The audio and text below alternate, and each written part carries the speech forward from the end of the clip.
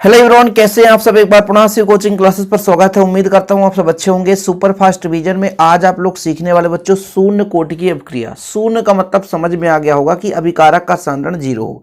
देखिए बच्चों, कोई भी रासायनिक अपक्रिया जब संपन्न होती है तो रिएक्टेंट से प्रोडक्ट बनाती है, मतलब अभिकारक से उत्पाद बनाती है। सबको पता है कि कोई भी आपका पदार्थ ए है वो बी में बदल रहा है, तो ये आपका अभिकारक कहलाता है। बच्चों क्या कहलाता है? अभिकारक।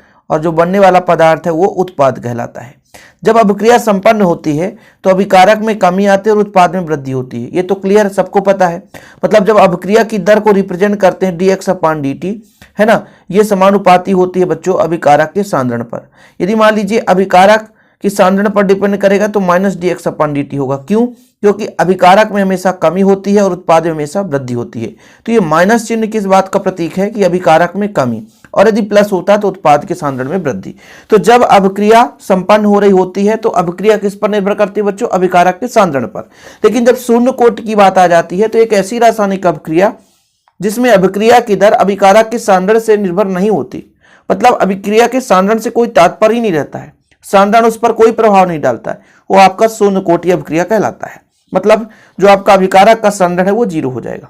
चीजें क्लियर है बच्चों कि कोई भी अभिक्रिया शून्य कोटि की अभिक्रिया तब कहलाती है जब अभिक्रिया की दर अभिकारक के सांद्रण से स्वतंत्र होती है।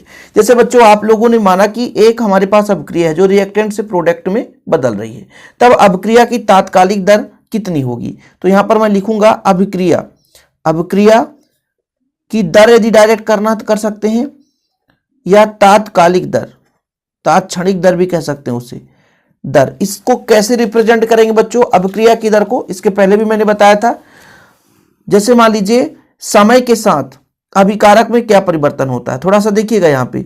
मतलब dr/dt समय के साथ समानुपाती होता है अभिकारक के सांद्रण पर, मतलब r के सांद्रण पर। और बच्चों यहां पे k नियतांक लग जाएगा। सांद्रण जीरो होगा क्योंकि ये सांद्रण पर निर्भर नहीं करता, और माइनस इस बात का प्रतीक है कि अभिकारक के सांद्रण में कमी हो रही है। अब आपको लगेगा सर ये क्या कर दिए, कुछ समझ में नहीं आया, थोड़ा फिर से समझा दीजिए। तो यहां पर फिर समझने की कोशिश करें बच्चों। R जो है रिएक्टेंट है, प्रोडक्ट में बदल रहा है, तब अभिक्रिया का दर मतलब समय के साथ इसके सांद्रण में क्या परिवर्तन होता है, ये अभिक्रिया का दर का चिन्ह होता है कि dr/dt, ये अभिक्रिया का दर का चिन्ह होता है। ये समानुपाती होता है अभिकारक के सांद्रण पर। तो अभिकारक का सांद्रण बच्चों R है, लेकिन शून्य कोटि है इसलिए घात जीरो कर दिया। और यहां पर ऋण चिन्ह इसलिए क्योंकि अभिकारक हमेशा थोड़ा सा कम होता है, क्योंकि जब उत्पाद बन रहा होता है तो अभिकारक में कमी आती है। ठीक है, ये रिएक्टेंट है बच्चों, ये रिएक्टेंट है, ये प्रोडक्ट है, ये रिएक्टेंट है। तो कहीं ना कहीं जब कमी आती है रिएक्टेंट में तो ये माइनस चिन्ह का प्रतीक हो जाता है। ठीक है, ये माइनस क्यों लगाया हमने? क्योंकि रिएक्टेंट में कमी आ रही है। ठीक, तो ये माइनस हो गया बच्चों। ठीक है, यहां पर क्लियर हो गया। और जैसे समानुपाती हटाते हैं तो एक नियतांक लग जाता है, मतलब के एक नियतांक है। तो यहां पर मैंने डायरेक्ट किया क्योंकि एग्जाम टाइम में बस डायरेक्ट करना है। ठीक है, यहां पर आपको ज्यादा टाइम पास करने की जरूरत नहीं रहती। अब बच्चों इसको पक्षांतर कर दें तो कितना हो जाएगा? ये आपका एक स्टेप और बढ़ा दो, एक स्टेप आप रहने दो ऐसे ही। क्यों? क्योंकि भाई यहाँ पे के बचेगा, किसी का घात यदि जीरो है तो उसका मान एक होता है। अब पक्षांतर करो इसको, ठीक है, तो -dr, ठीक है, बराबर के dt। ठीक है, के dt।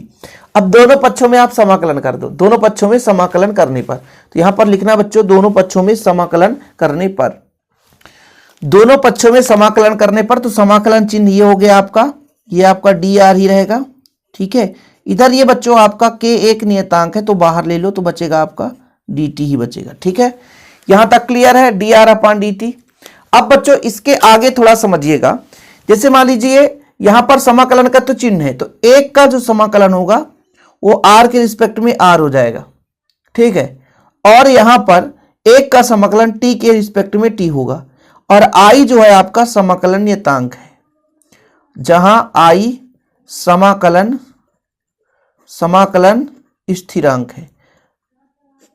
अब आप लोग हमेशा याद रखना, यदि x के रिस्पेक्ट में समाकलन तो एक का समाकलन x होता, r के रिस्पेक्ट में है तो एक का समाकलन r हो गया।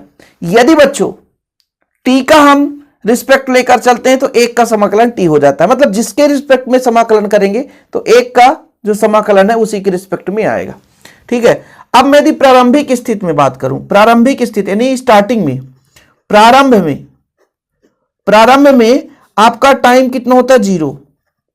टाइम जब 0 है तो कहीं ना कहीं अभिकारक वो प्रारंभिक स्थिति पे रहा होगा, मतलब ये 0 हमने लगा दिया कि जो R का मान है भाई, जैसे कोई अभिक्रिया संपन्न हो धीरे धीरे उत्पाद बनाती है तो स्टार्टिंग में ये रही होगी बच्चों। अब मैं समीकरण 1 से लेकर चलता हूं, देखिएगा समीकरण 1 से यहां पर कर दो R0 K और T का मान 0 हो जाएगा प्लस I, मतलब I बराबर आपके पास आ गया है कितना, माइनस का R0। समीकरण 1 में मान रखने पर, फिर से समीकरण 1 में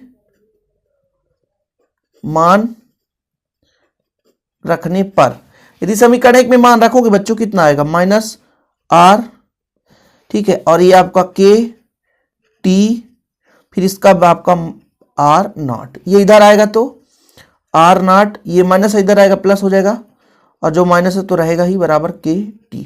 जी हाँ, इससे आप K का मान निकाल सकते हो बच्चों, ये आपका हो जाएगा R0, ठीक है, R0 माइनस R अपान T।